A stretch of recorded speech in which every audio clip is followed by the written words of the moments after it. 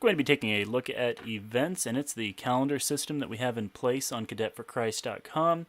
It is easy enough to get events set up. There are some parts of it that are more detailed and complicated than would be ideal, but for the most part those are related to areas that you probably are not going to be dealing with too much for this particular website. We will cover them briefly, but mainly we want you to be able to learn how to add a basic event. If we click on all events, we can see the events that have already been created. It's clear you've already been testing this out with a couple of events. We have the Christmas caroling and the children's program and birthday party for Jesus, and I'm fairly certain that I did not create those, and so I believe that you did, or someone has mysteriously come in and done that. I believe it was you.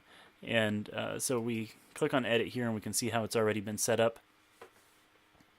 And we do not have the information. There we go. We have the date here. Now, something that confused me a great deal initially, and it looks like everything has been figured out on it, but is that our months and month and the day of the month have been switched out from what we are accustomed to here in America. And so evidently this was created by someone in another country. But it's easy enough to figure out, should be able to make sense of it. Clearly they're not 27 months of the year, and so we know that it goes the other way, and you should be able to understand that. But then we have the event date and time. You set that here, ensure that it's on the right time zone. If you want it to repeat, then you click repeat, and you can have it be yearly, monthly, weekly, daily, whatever it is that you want to do, then it's fairly easy, and you can even set it up so that it excludes certain times. And so if we say we want it to be yearly in September, then we can apply, which doesn't make any sense, it's not in September right now, but then we can also exclude and then say in a certain moment it does not apply anymore after all. We won't save any of these things, so it won't be a problem what we're doing right now. You have to enter in the name of the venue and the address every time, and that's unfortunate. You can have it be that within the event, then you can have the map show. That's typically what I would select. You haven't, I won't change it because you might have your reasons. But if you click show map, that means within the event, once people have clicked on it, then they can easily get directions to that event. Event cost and tickets, you can just have it be that it's a free event, of course. And contact information you can add in here as well. All of those things appear automatically within the calendar system that we have in place. And so once you get all this information in there, and then you click to publish or to update, then that becomes live on the website and changes throughout the website. Now, the way that we can take a look at these things, we can see our full schedule here goes to the calendar. When the calendar loads, then we have a list of everything that is coming up here in the near future. And so we see, hey, we have a prayer meeting on Wednesday the 6th. Oh, that's in the past now. And now we're in the past on that too. Time is moving too quickly. How about the 20th? We have the prayer meeting on the 20th. And so we click on that and we say, okay, that's 6 to 7 p.m., but I want to know more.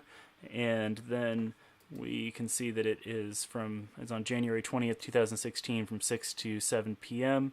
And we can add it to our calendar. We don't have anything set up with the location right now, it seems, because it's not appearing on here, and that's unfortunate. So we'll go back and fix that later and be sure that it's set up correctly. But that's the basics of how it works as far as being able to find events, and it fills it in on this calendar nicely. It also shows up on the home page, and so the events that are coming up soonest are listed right here. There's a couple of different ways you can approach these things. You can keep it so that the upcoming events are all of your events, all of your regularly scheduled events that happen every week. But there's a little bit of redundancy there because we also have that posted in other places on the website, like right up in here. And so you could also have it be that only events that are outside the norm are posted there. Anything beyond your weekly events are posted within that. That's up to you. Do it however you want. If you decide you want to do it that way, then simply delete the recurring events that you have set up right now, and you can make it only be the special events that show up in this place. Might be a little bit more valuable for for the visitors to your website, but either way is fine. It's up to you. However you want to do that is fine. Now we have quite a few settings that we can work on over here. We are going to look at our organize section here, and it creates categories. If you ever find that you're wanting to create specific calendars for things that are more narrowly focused than the broad church calendar, say for instance you want to have a youth calendar or you want to have a WMU calendar that shows up separately on the website, then you can set up a category for them and you simply say youth. and then the slug will be created automatically unless you want to make it something else, so don't worry about it. You can set up a color for it within the calendar, and so then you can say we want this to be purple for the youth, and we could add a category image. We won't worry about that right now. So we click that we want to, oh, we already got it over here. There we go. We got the youth category over there. Now when we go back and we want to add a new event, then we have an option over here of making it a youth event. And so we're going to say youth event, and we're going to say, I'm not getting to click in there right now. Oh, my page is slow to load. I see how it is. So we're going to say this is an all-day event. Our event location is going to be the church, and I'll put it at my address. Don't come and stalk me. I don't really live there. Don't listen to what I'm saying. And then we're going to say that it's going to be a free event. You could just leave it and do nothing, and then it would have the same effect in the end. And we'll say it'll be a grand time. We've got this. We'll publish it. We won't leave this up for long. Don't worry. It's 10:43. Probably not too many people are on your website at the moment. And then we can look here at the calendar page. So here on the page we have the youth event, and we hover over it and we can click and see that we have created this event, and it appears basically nicely on here. If you want to know the place where you can get the calendar that is specifically for youth, I think the easiest way is to create an event, and then you come in here and you click on that particular category, and then this is the youth calendar, and you can see the address up here. And so if you want to link to it from anywhere else on the website, you can simply copy that, and then you can paste it in as your link for whatever else you want. And so it will be cadetforchrist.com/calendar/ and then it will be whatever this category ID is for the one that we just created. And so this is the youth calendar, and then you can direct people toward that if you want to have something more specific. I don't know that that's necessarily something that you guys are looking at doing at this moment, but if you ever want to explore that more, you can. We have some options that are related to color and to overall design. You can change this out if you want. We've made some specific changes that go beyond this to be sure that it matches the overall aesthetic of your website. Crap. You're on the wrong one. Oh my goodness.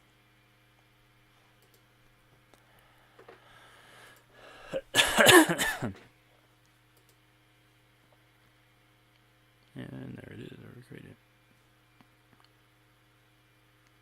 So so we have this youth category up here.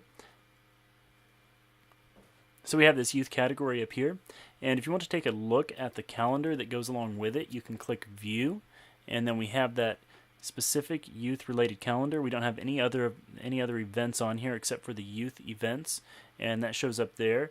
But if we want to see what the overall calendar looks like, then we can come over here and see that it appears on this as well. And so you're not excluding it from everywhere else.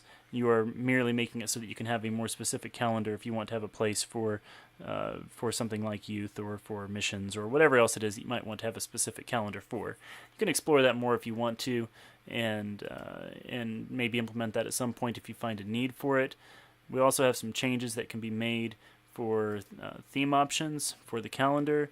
We can change out the colors if we want to. Now, not every single color when the calendar is controlled from here, but you could make some of the changes, and you can explore them and see what you have as options. Under settings, we have some other basic settings of what events are shown on certain pages, and you can explore that and see exactly what you want to do.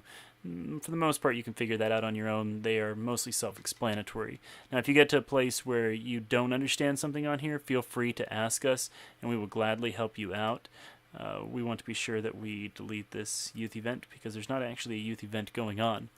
But we have that gone now, and mostly you're going to be just coming in and adding events, and when you do, they should function automatically. And if they don't, then that's the time when you want to give us a call, send an email, send a text, and we'll help you out to ensure that it works as it should.